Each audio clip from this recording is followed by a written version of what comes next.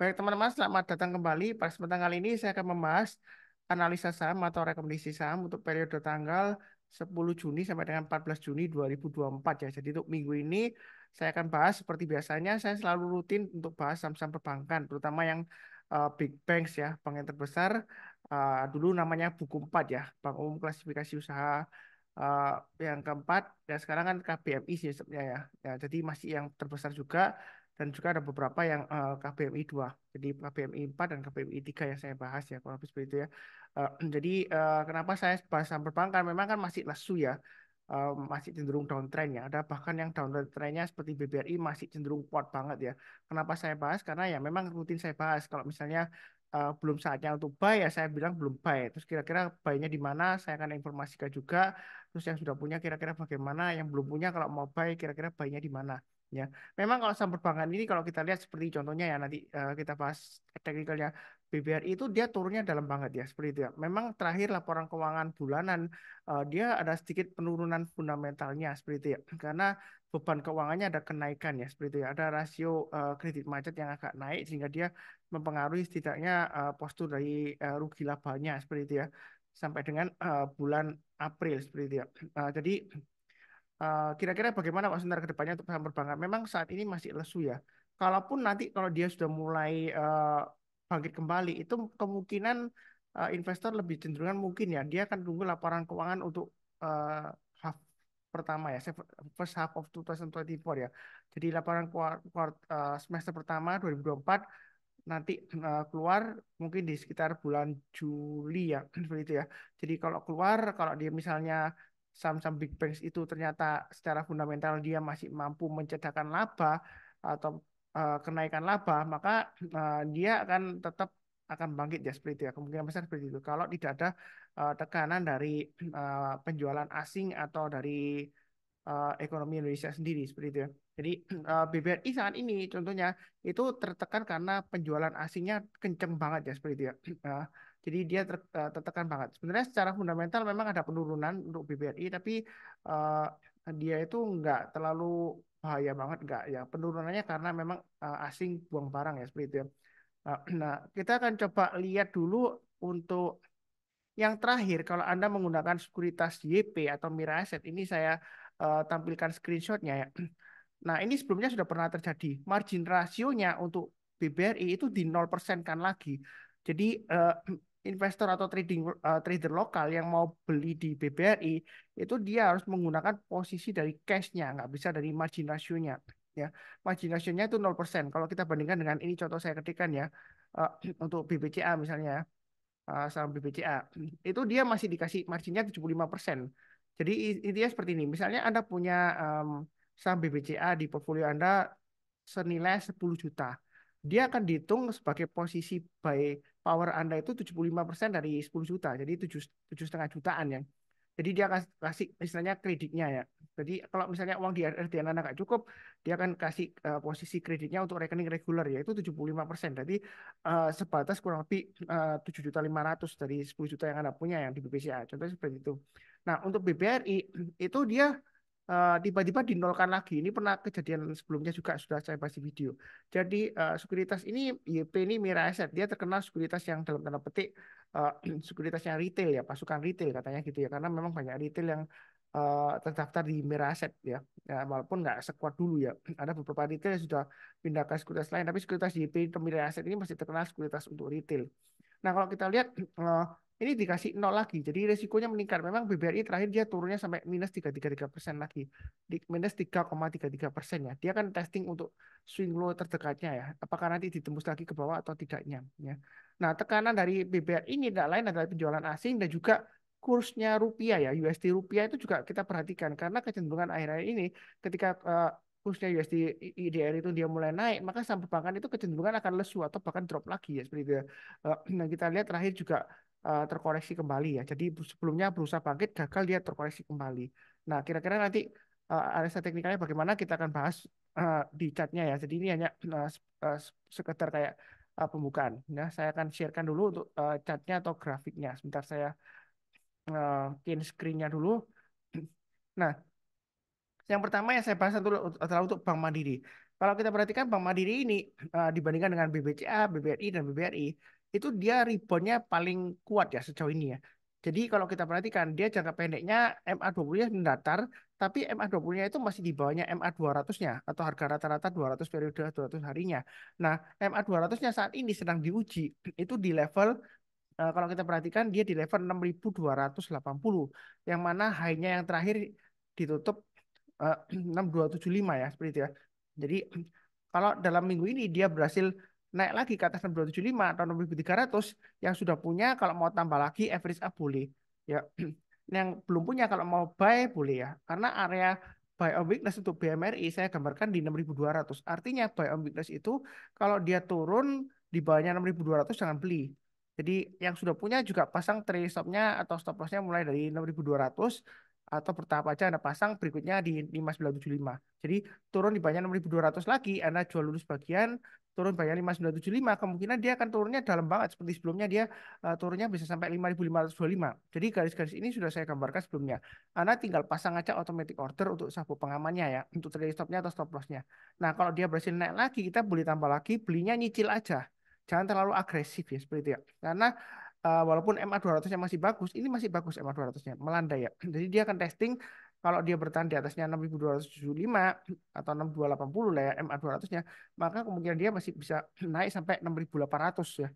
Nah, resisten terdekatnya sekitar 6.600. Jadi untuk Bank Mandiri ini dia lumayan kuat, tetapi kita jangan lupa situasinya itu masih tertekan juga dalam arti secara eksternal itu ada kurs USD rupiah yang kecenderungan kalau dia naik eh, mungkin harga perbankan ini kemungkinan besar akan terkoreksi kembali mungkin asing jualan lagi ya karena dia takut dia kan mata uangnya mungkin dalam bentuk US dollar terus konversi ke rupiah kan tapi kalau kursnya USD itu naik terus nanti secara nggak langsung dia rugi kurs ya. Nah, investasinya dia itu rugi kurs ya. Nah, seperti itu ya. Karena kursnya makin naik terus naik terus ya. Jadi secara dolar nilai dolar value-nya itu dia menurun ya. Padahal mungkin harga sahamnya masih oke ya seperti itu ya.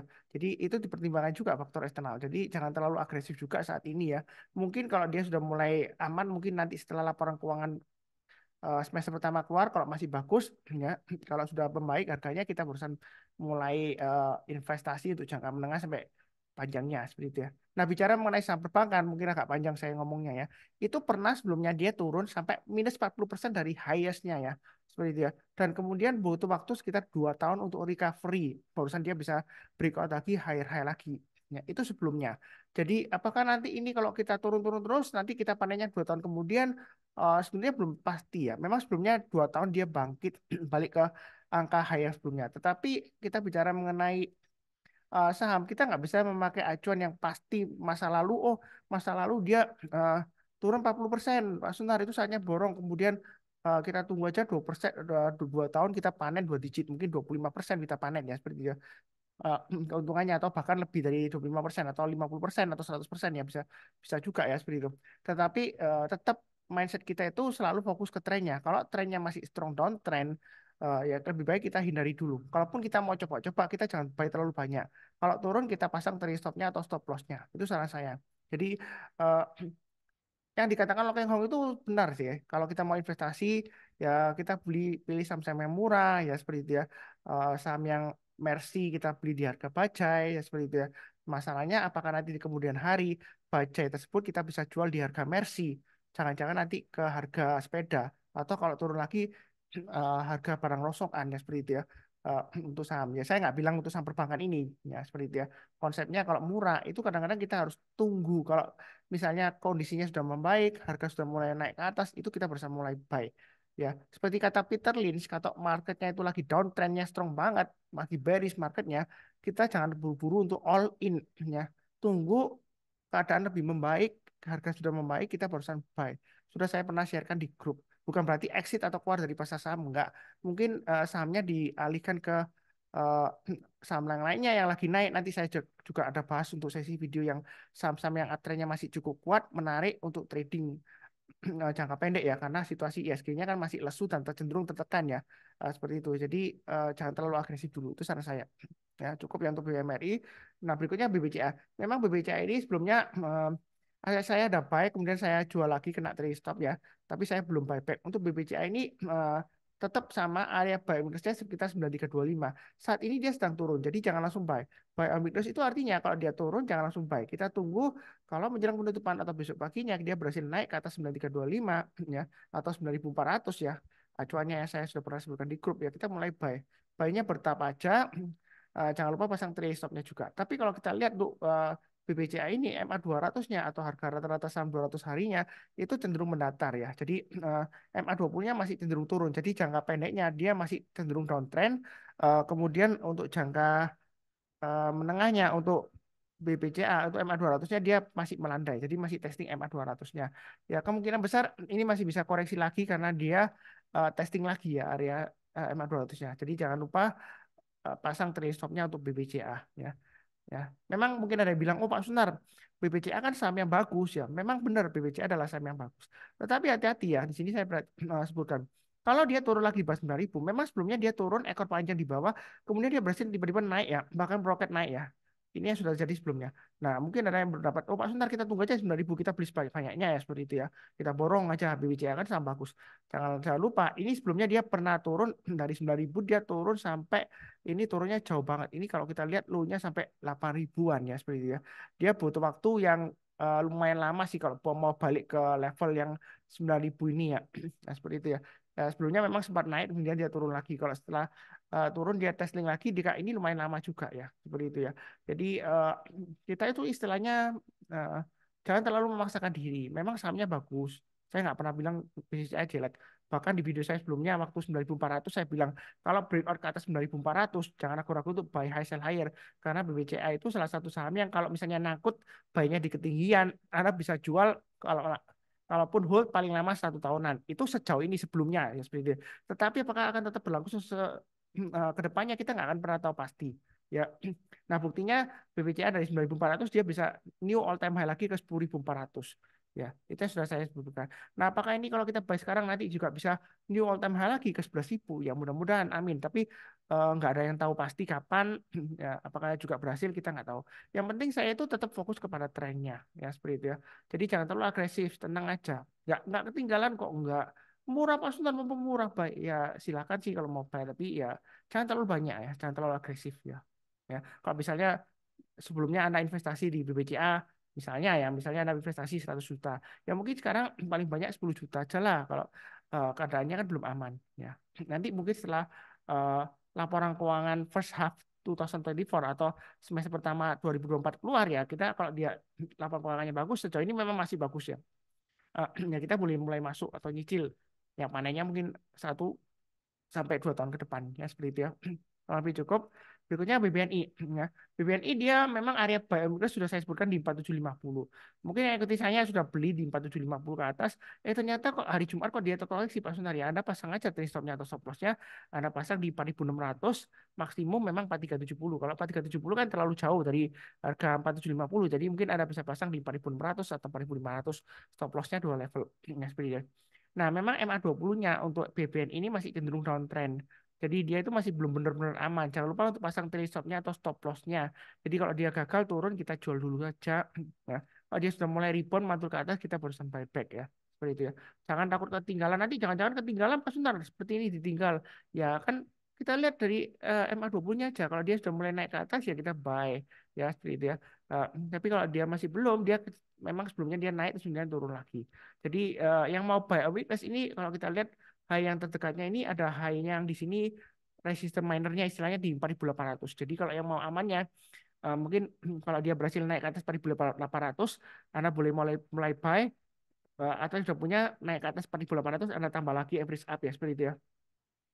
Atau sebelumnya sudah jual ya Anda boleh buyback kalau dia sudah berhasil naik ke atas 4.800 ya.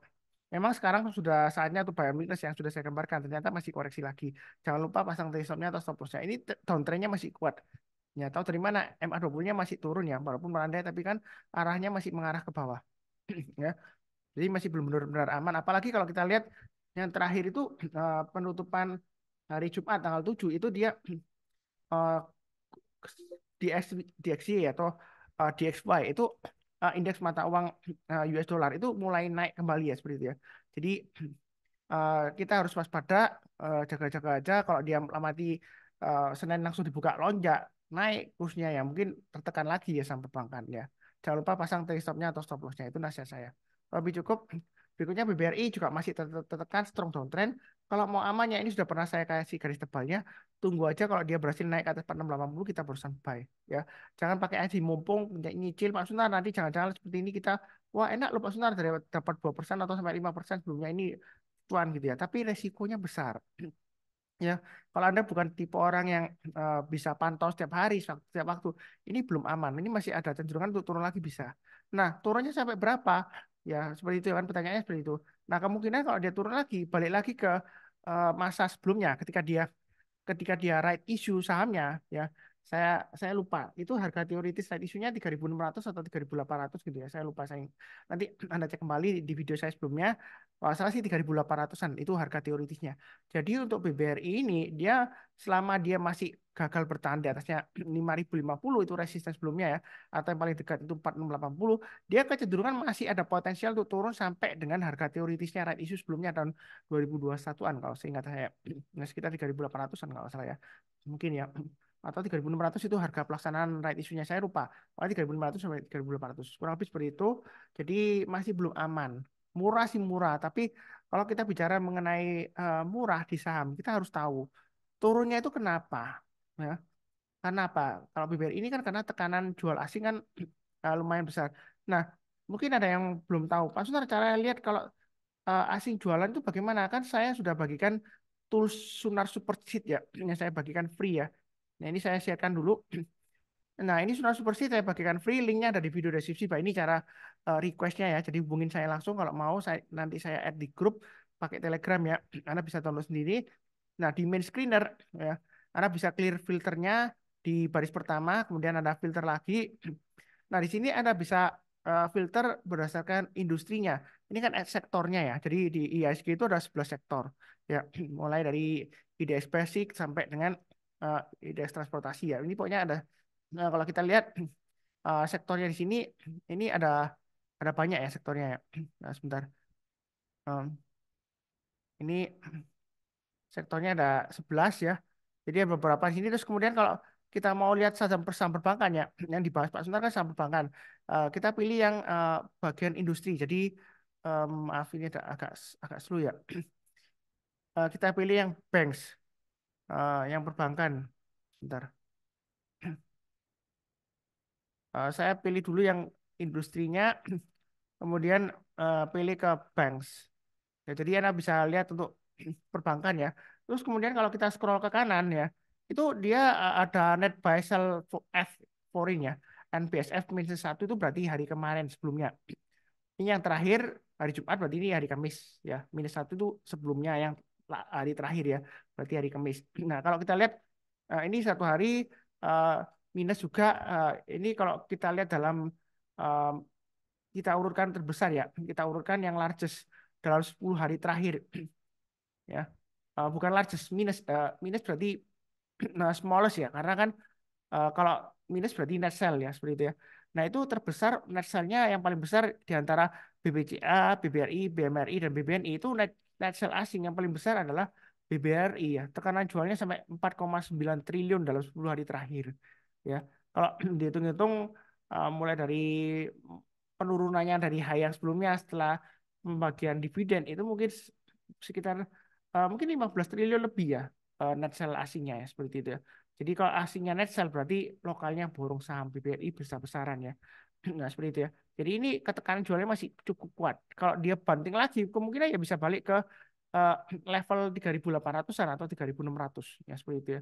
Ya saya nggak mendoakan ke sana ya. Jangan lupa saya itu nggak pernah punya niat mendoakan saham supaya turun banget terus gitu. Kita dapat murah. Masalahnya ada orang yang investasi di harga bawah. Kan kasihan kalau kita doakan sahamnya turun-turun terus.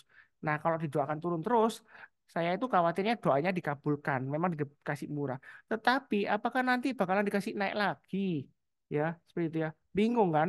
Kalau eh, sudah naik, nanti ada yang mendoakan turun lagi karena belum beli, ketinggalan ya, seperti itu ya.